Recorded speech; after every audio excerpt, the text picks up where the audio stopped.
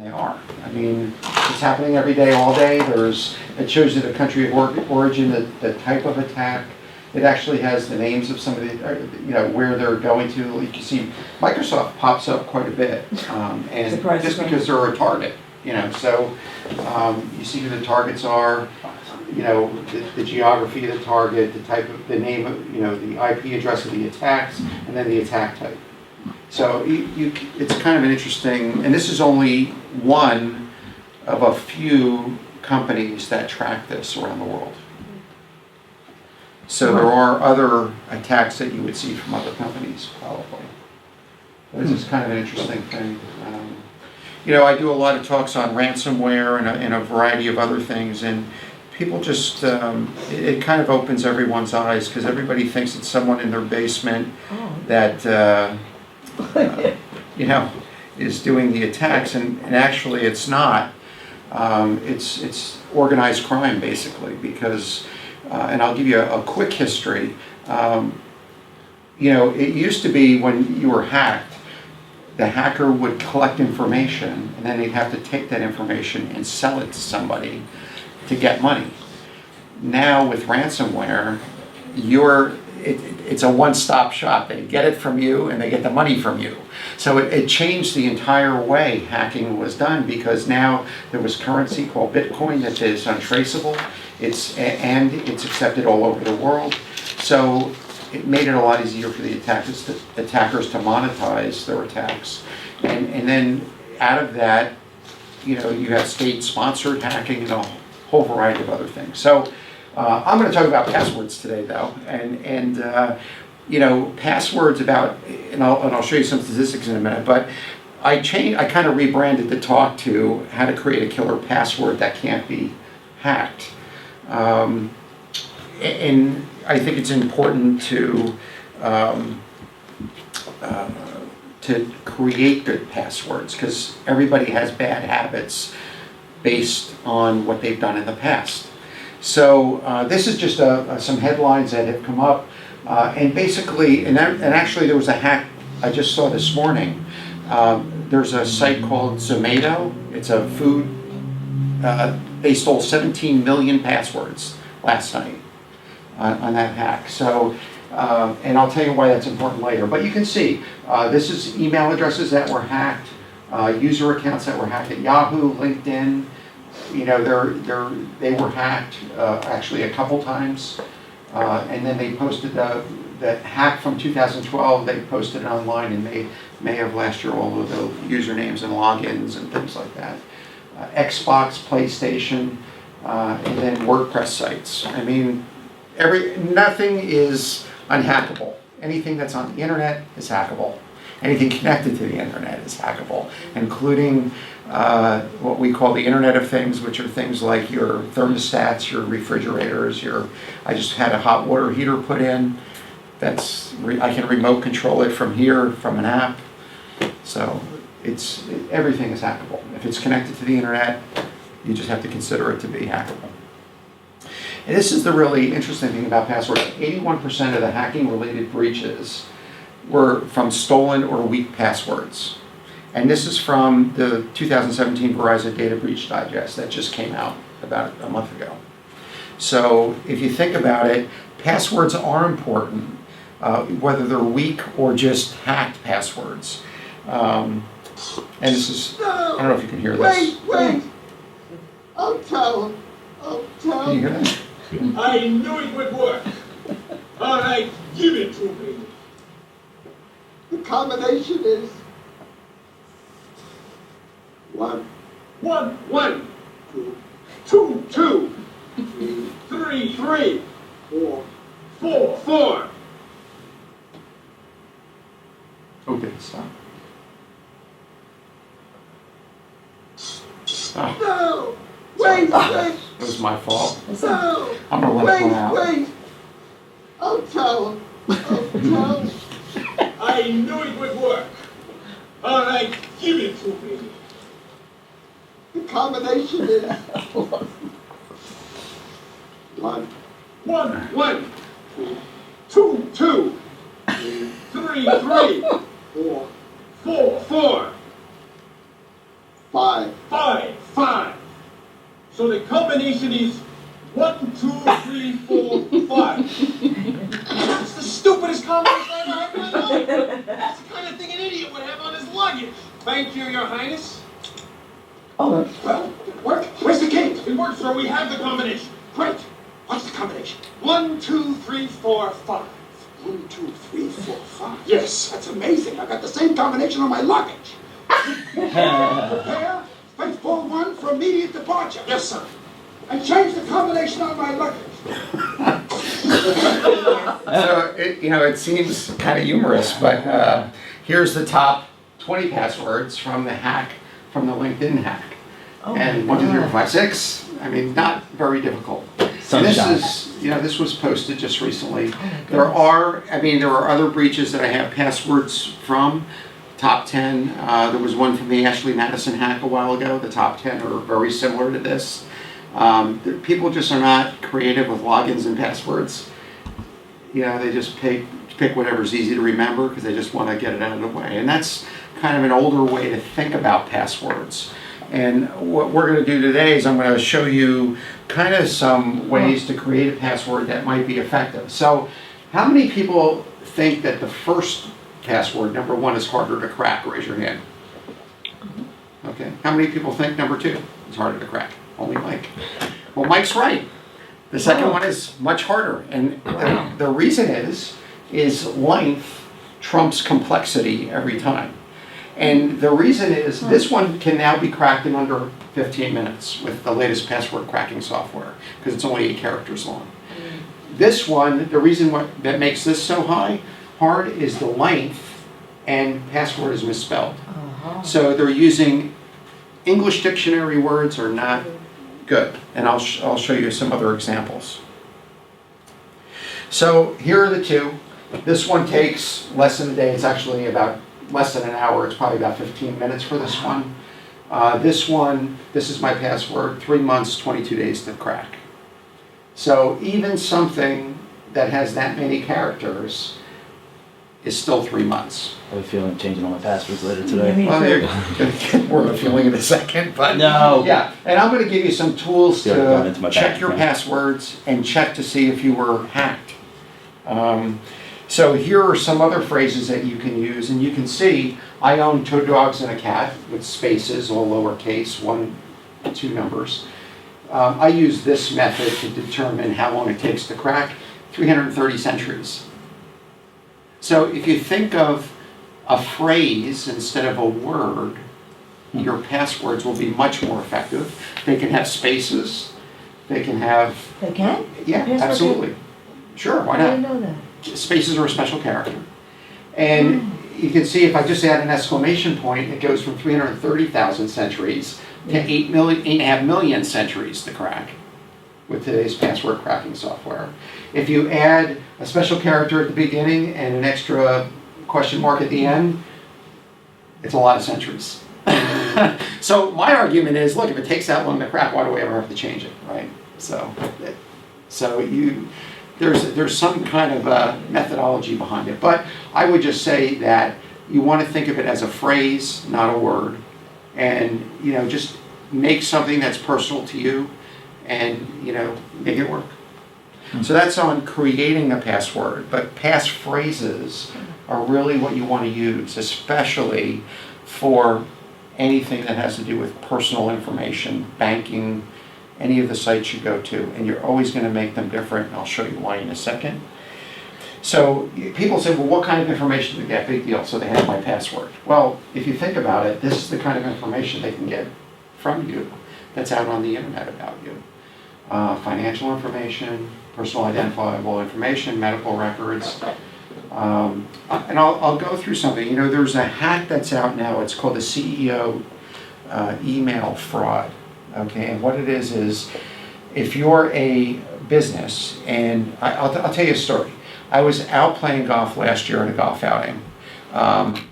It was the Jersey Shore Chamber golf outing last May, and I went as a single. They hooked me up with the owner of an engineering firm and one of his employees.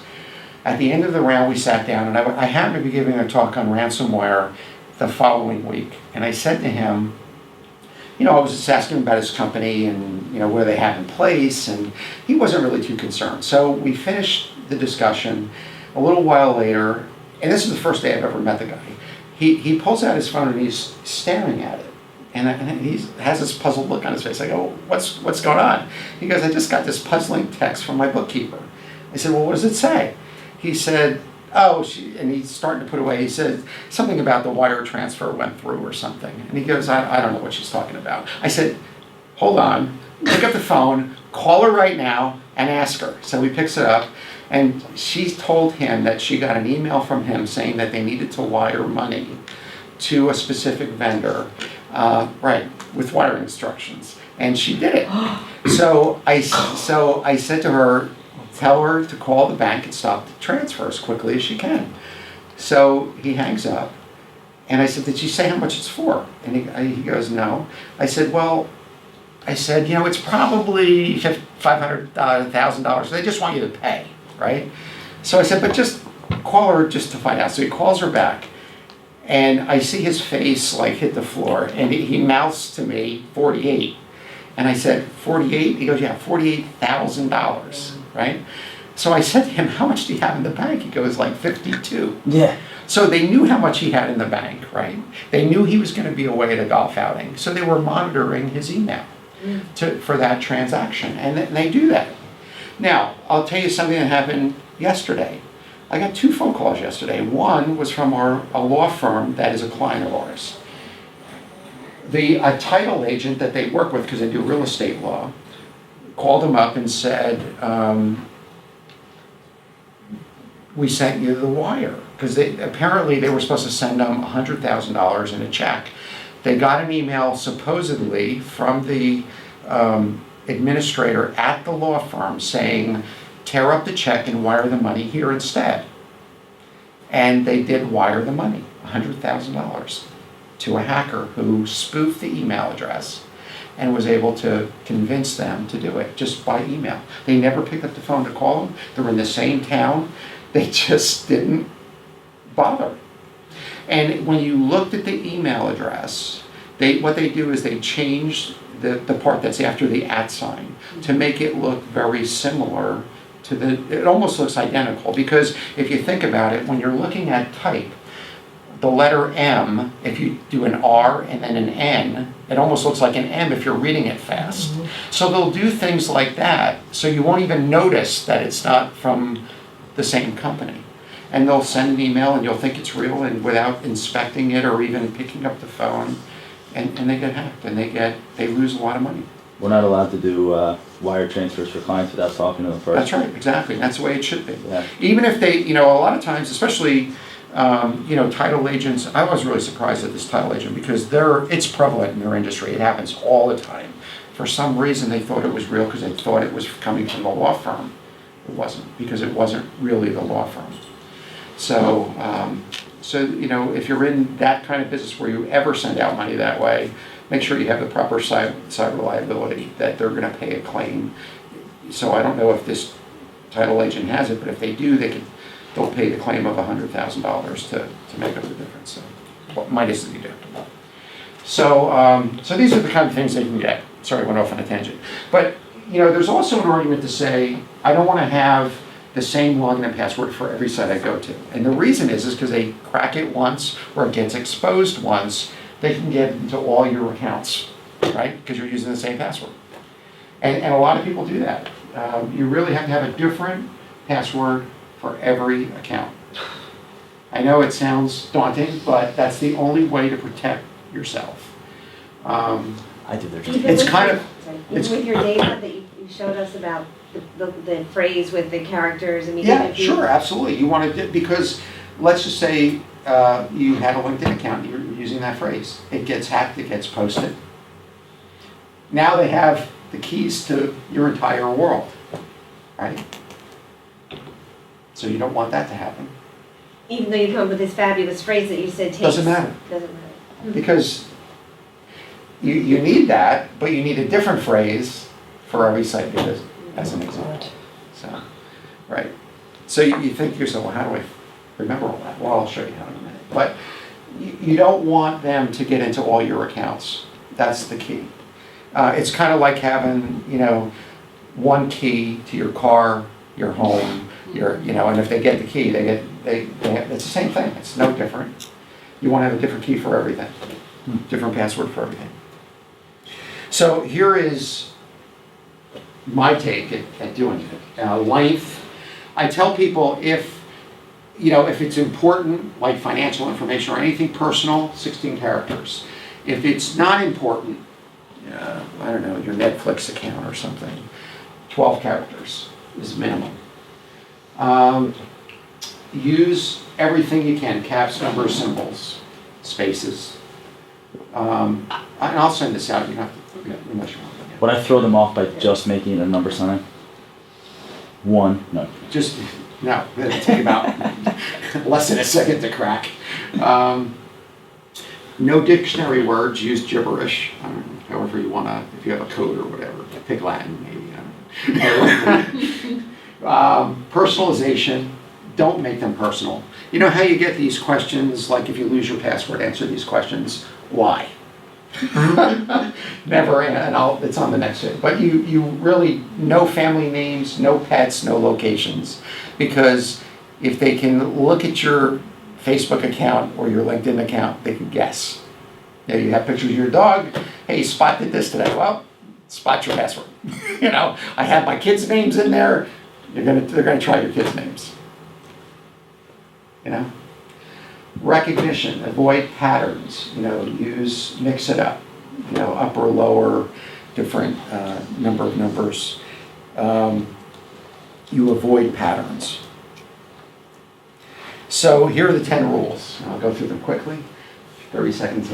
So use a secure and reputable password manager that helps you keep track of all your passwords. And there are password managers out there. I'll give you a list later. Don't store them in unsecured locations, including unencrypted cloud drives. People think I can store it in the cloud, nobody will get it. It's in the internet, it's on the cloud. You gotta consider it, it's out there. Always turn on two-factor authentication when available. A lot of the banks have that, where they call your cell phone, you gotta put a code in. We do it for our clients that wanna access their systems remotely. It's the most effective thing you can do, because if the hackers don't have your phone, even if they can guess your password or find it, they can't get into your account without the phone. Test your password. There's a password testing site I'll give you. Change your passwords a couple times a year, and never email or text a login or password anywhere.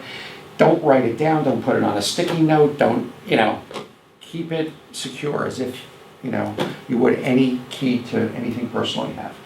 Password recovery hints lie. You don't want to put my favorite pet's name, where I grew up. People can find that stuff online. Just lie. Put something different, create an alternate life, do something different, but don't answer them truthfully. Don't use the same passwords for business that you use for personal, because if your personal gets hacked, what do you think they're going to do? They're going to go to your business because they know where you work because of LinkedIn, and they're going to try their passwords there. Always turn on two-factor authentication. I said that. Test your password strength and change your passwords a couple times a year. Did I say those things already? Yeah. I did, didn't I? It's okay. It's deja vu all over. I do have some other ones, but I'll Those are the most go back. important ones. So remember, the criminals have all day long to do this, right? If you think about it, what did they do? What are they doing all day? There's the hack, the guy that I was telling you about that I played golf with, right? They could have monitored his email for 2 weeks, knew he was going to be out, figured out, where his bank was, called the bank and says, how much money is in the account? I need to know, I work for so-and-so. They tell them how much is in the business account. They ask for slightly less. No one's going to question it. So that's how they do it. They use advanced algorithm, tens of millions of possible password combinations per second they can do. So that stuff is out there. So here's bonus number 1. That's where you go to check to see if your password was exposed. You put your username in there. All the usernames you use, it'll tell you if it was ever hacked and exposed on the internet. Yep. Password strength detector, you put your password in there, it'll tell you how strong it is and how long it takes to crack. And then these are the password managers that you can use to. But if you put your password, number 1, if you put your password in to have it checked whether or not it's exposed, are you exposing your password? No. Okay. No. That's Huh. Because they don't know who you are. You're not giving Password usernames or who you are. You're just putting a password in there. You're just putting a word in a checker. And number 3, you're suggesting that we use one of those to house all of our passwords? Yes, and what you want is the password to get into that one to be very long. Got it. Interesting. Yeah. Are you gonna pass this information? Yeah, I'll You'll send send around, I'll send a Okay. PDF out. Oh, You can- good. You can This have is the PDF, great. yeah, of all of this whole thing. And then lastly, or not, secondly, there's one more. Oh, no, this is the last one. Never click on a pop-up.